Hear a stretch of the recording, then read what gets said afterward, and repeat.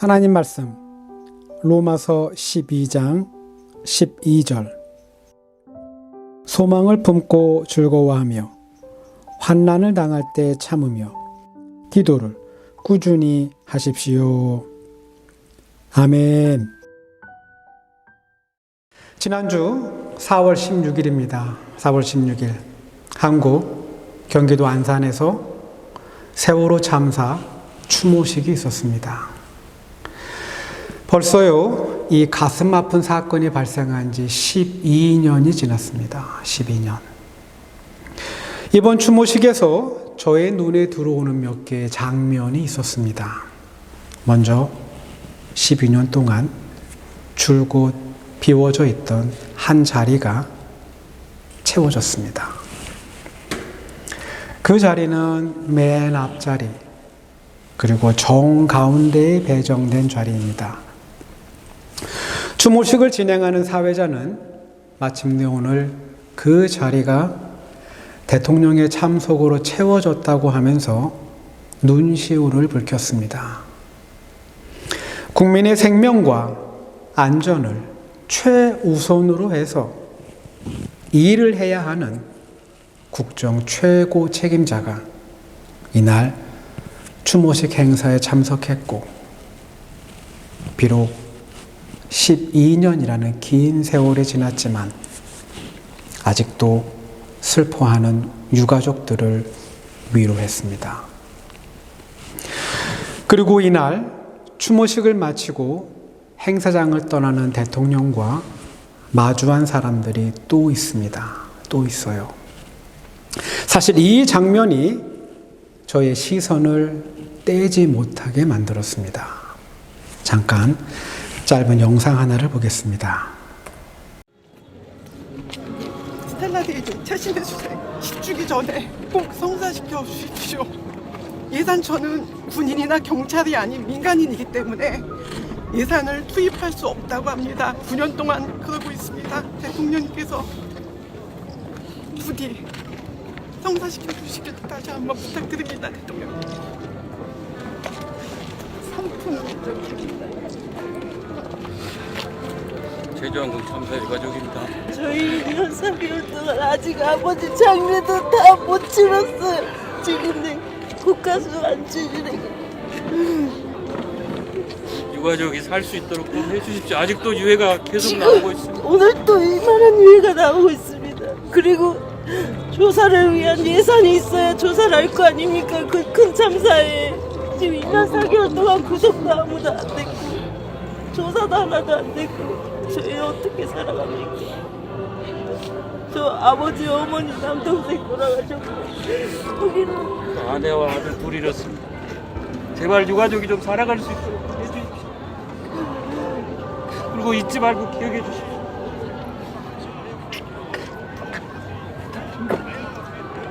잊지 말고 기억해 주십시오. 저희 좀 살게 해주세요. 다른 건 그냥 살게 해주세요.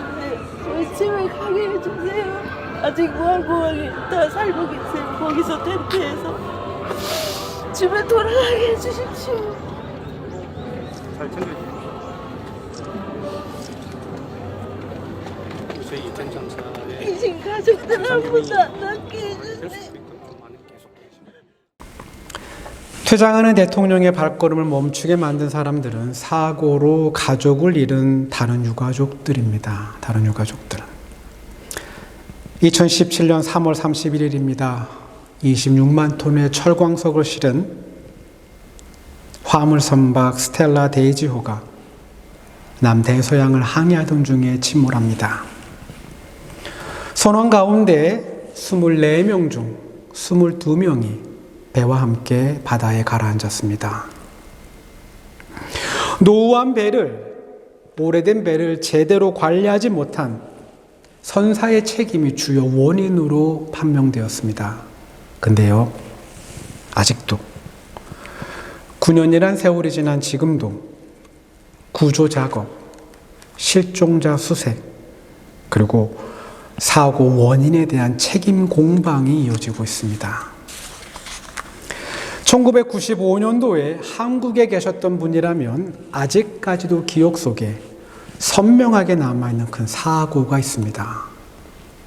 지상 5층 그리고 지하 4층 굉장히 거대한 백화점 건물이 양쪽 벽만 남겨둔 채, 양쪽 기둥만 남겨진 채 무너진 사건입니다. 대한민국 건국 이래 가장 많은 희생자가 발생한 참사였습니다. 502명이 목숨을 잃었고 937명이 크게 다쳤습니다.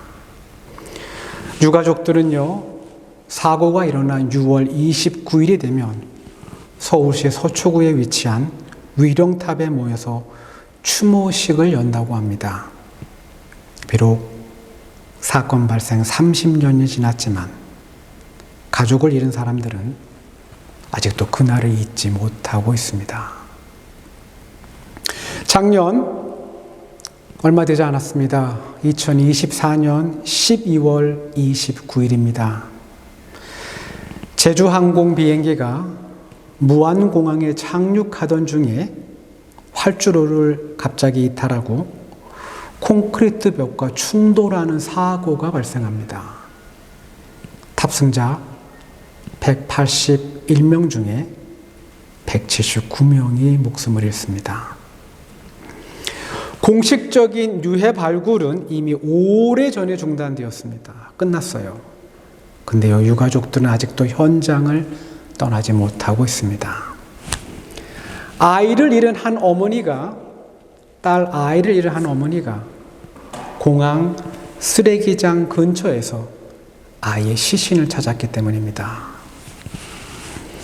시신을 찾지 못한 가족들은 480여일이 넘게 공항에서 텐트를 치며 살고 있습니다. 1년 4개월이 되도록 아버지 장례를 치르지 못했다는 그 말, 그냥 살 수 있게 해달라는 그 요구, 그리고 집에 가게 해주세요라는 그 외침, 이 지극히 당연하고 평범하며 이 별스럽지 않은 요청이 마음을 때리고 가슴을 후비며 억장을 무너지게 만듭니다. 우리가 사는 세상엔 아픔이 그리고 슬픔이 참 많습니다. 많아요. 왜 이렇게 많을까? 질문을 해보지만 그 답을 찾는 건 간단하지가 않습니다. 오늘도 우리 주위에 많은 사람들이, 여러분과 저 우리 주위에 많은 사람들이, 어쩌면 우리도 포함돼서 아픔과 슬픔 속에서 살아가고 있습니다. 슬픔이 많은 곳에서 기뻐하며 사는 것, 여러분, 이건 쉽지 않습니다. 쉽지 않아요. 현실적으로 기쁨의 양과 슬픔의 양이 거의 비슷해야 슬픔의 감정이 중화되고 때로는 상쇄가 되어서 최소한의 기쁨을 표현할 수 있을 것 같은데, 여러분과 저의 삶엔 슬픔의 양이 그리고 아픔의 양이 늘 많아 보입니다. 성경에도 기뻐하는 대신, 즐거워하고 감사하는 대신 아파하고 슬퍼해야 하는 사람들이 많이 있습니다. 성경에 나온 사람들 중에도요, 자신이 겪은 고난과 어려움 때문에 낙담하고 절망해야 하는 사람들이 꽤 많이 있습니다. 이런 사람들은요, 살아있는 동안 많은 시간을, 즉 자신에게 주어진 인생에서 많은 시간을 좌절하고 괴로워하면서 지내야 합니다.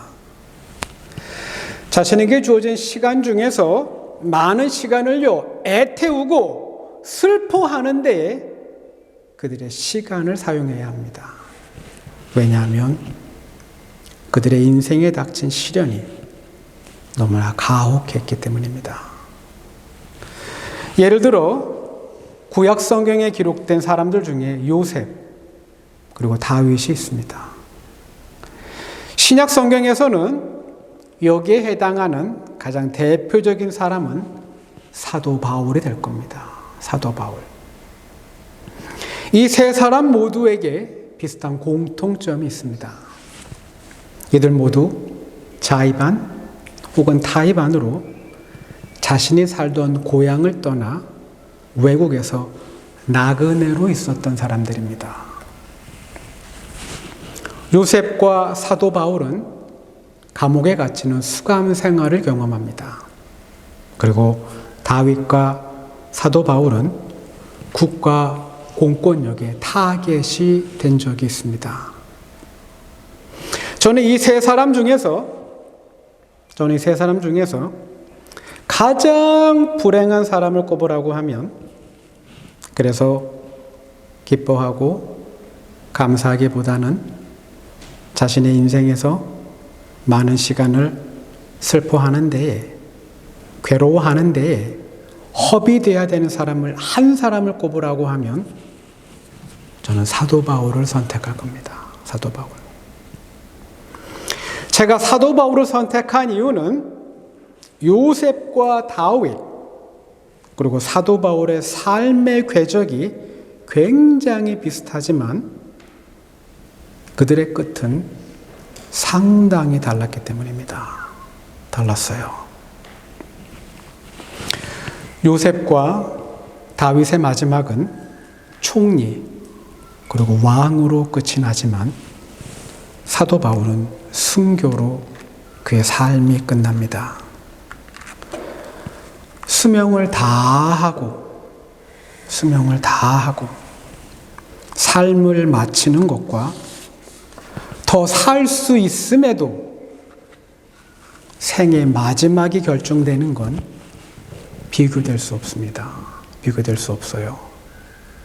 더 살 수 있는데 자신의 마지막을 알게 되는 건 두렵고 슬프며 매우 고통스러운 일이 될 겁니다.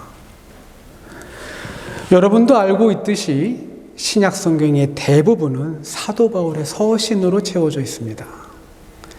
그의 기록들을요, 신약 성경에 나온 순서가 아닌 시간의 순서로 다시 한번 정리해 보면 다음과 같습니다. 주후 50년 초반에 기록된 사도 바울의 서신은 갈라디아서가 있고 데살로니가 전후서가 있습니다. 주후 50년 후반에 기록된 서신은 고린도 전후서 그리고 로마서입니다. 그리고 주후 60년도에 쓰여진 서신은 에베소서, 빌립보서, 골로새서 그리고 빌레몬서입니다. 사도 바울이 그의 인생의 마지막에 쓴 편지는 디도서와 디모데 전후서입니다. 물론 이 순서가 완벽하게 맞다고 장담할 수는 없습니다. 사도 바울이 그의 서신을 쓸 때 태양력에 기초해서 몇 월, 며칠 날 썼다고 정확하게 밝히고 있지 않기 때문입니다. 그래서요, 신학자들 사이에선 여전히 바울 서신의 기록 연대를 놓고 치열한 논쟁이 있습니다. 사도 바울의 초기 서신으로 분류되는 갈라디아서의 경우 편지를 받는 수신인이 편지를 받는 사람이 누군지에 따라서, 즉 갈라디아 북부에 사는 사람인지 아니면 편지를 받는 사람이 갈라디아 남부 지역에 사는 사람인지에 따라 이 편지의 기록 시기는 달라져요. 근데요, 변할 수 없는 사실이 하나 있고 논쟁할 수 없는 진리가 하나 있습니다. 뛰어난 신학자이건 아니면 능력이 많은 목회자이건 시비를 걸 수 없는 하나의 사실이 있습니다. 그건 사도 바울의 모든 기록들은 그가 편할 때, 그가 여유롭고 한가할 때 기록된 글들이 아닙니다. 글들이 아니에요. 사도 바울의 모든 기록은 그가 외국에 있을 때 기록된 문서들입니다.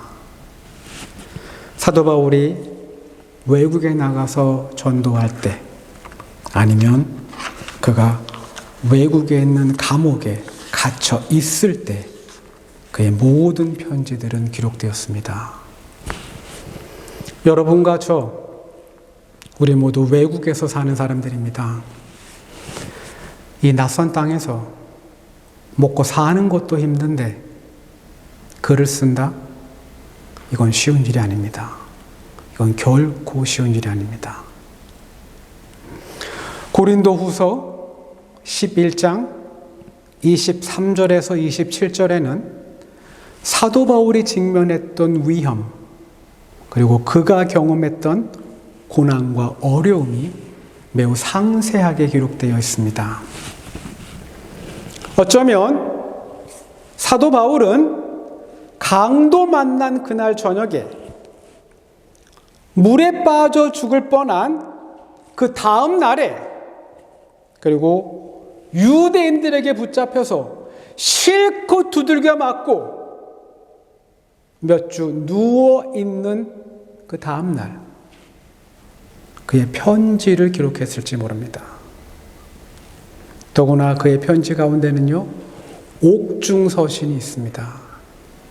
그렇다면 사도 바울은요, 지난번에 말씀드린 그 악취가 진동하는 그 지하 감옥, 로마의 마메르틴 감옥에서도 그의 편지를 기록했을 겁니다.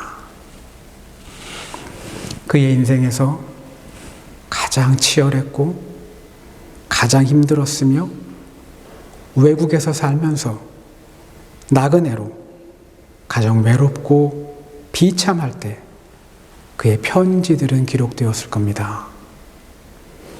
근데요, 신약 성경을 채우고 있는 사도 바울의 편지를 읽다 보면 그가 현실에서 겪었던 그 어려움들이, 그가 현실에서 마주했던 불행들이 잘 느껴지지가 않습니다. 느껴지지가 않아요.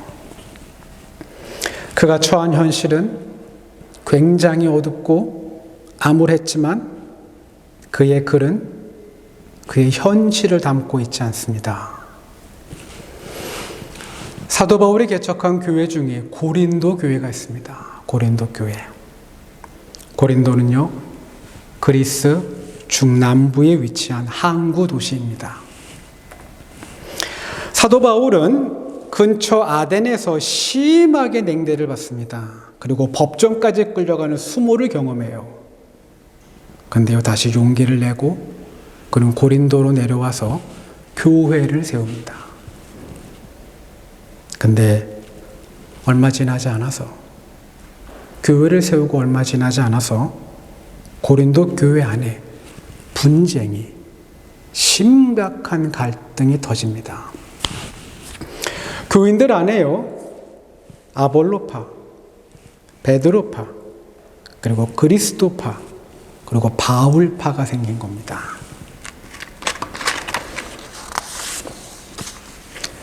고린도 교회가 이렇게 분열한 가장 큰 이유는 누가 과연 정통성이 있는 그리스도의 제자인지, 그리고 우린 누구의 말을 듣고 누구의 말을 믿어야 하는지, 바로 이 질문에 있었습니다. 베드로의 말을 들어야 한다? 아니다. 아볼로의 말을 들어야 한다? 그것도 아니다. 그리스도의 말을 직접 들어야 한다.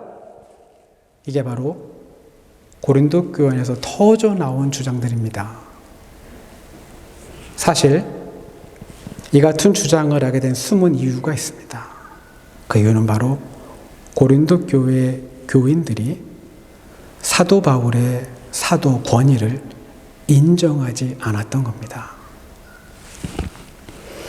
사도 바울은요, 고린도 교인들에게 심각한 맹비난을 받습니다.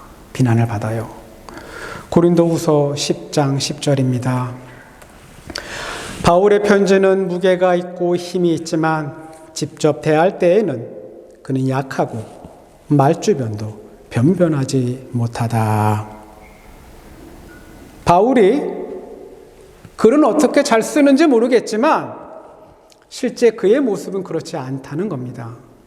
어쩌면 이 말은요, 사도 바울의 말과 행동이 일치하지 않는다는 비난일 수도 있습니다. 사도 바울은 자기에게 수치심을 주고 자기를 무시하며 자기를 싫어하고 미워했던 그 사람들을 향해 고린도전서 13장, 우리가 익히 알고 있는 사랑장을 기록합니다. 사랑장. 사랑은 오래 참고 친절합니다. 사랑은 시기하지 않으며 뽐내지 않으며 교만하지 않습니다. 사랑은 무례하지 않으며 자기 이익을 구하지 않으며 성을 내지 않으며 원한을 품지 않습니다.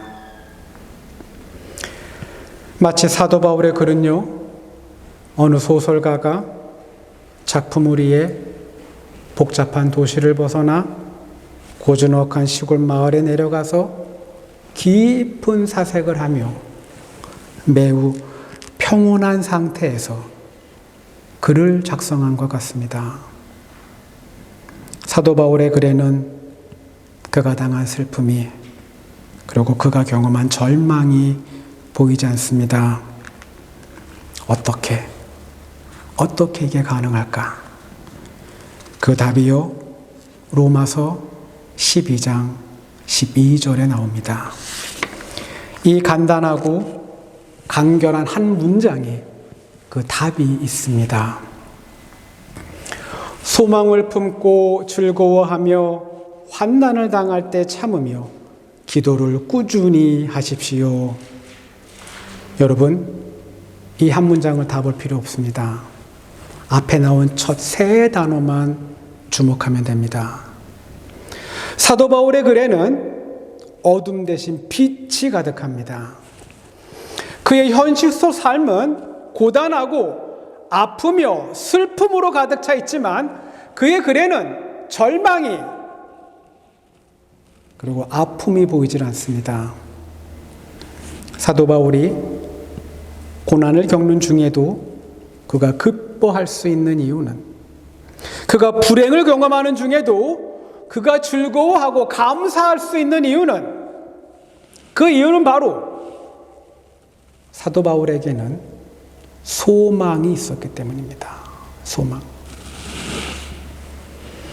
사도 바울은요, 그의 삶이 결코 쉽지 않았고 그 삶이 결코 만만하지 않았지만 사도 바울에게는 예수 그리스도 안에서 소망을 품고 그는 즐거워했습니다.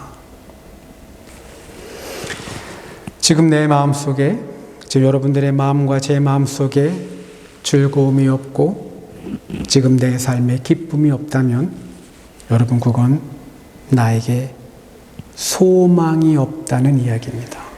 소망이 없다. 소망이 없는 사람은요, 즐거워할 수 없습니다. 즐거워할 수 없어요. 소망이 없는 사람은요, 기뻐할 수도, 그리고 감사할 수도 없습니다. 여러분, 우리에겐 소망이 있어야 합니다. 소망이 있어야 해요. 그래야 우린 고난 중에도, 슬픔과 아픔을 겪는 중에도 즐거워할 수 있고 기뻐할 수 있습니다. 여러분과 저에겐 소망이 있어야 어둠이 우리의 삶을 덮는 게 아니라 아픔과 슬픔을 뚫고 나오는 생명의 빛이 우리의 삶에 가득할 수 있습니다. 소망하시기 바랍니다. 소망하시기 바랍니다. 현실은 늘 답답하고 불행해 보일 겁니다. 그럼에도 불구하고 소망하시기 바랍니다. 지금 당장 이루어진 것이 아무것도 없고 변한 것이 아무것도 없지만 소망하면서 기쁨을 되찾고 즐거워하시기 바랍니다. 여러분의 소망을 우리 주님께서, 우리 좋으신 우리 하나님께서 여러분들의 그 소망을 반드시 응답해 주실 겁니다. 기도합니다.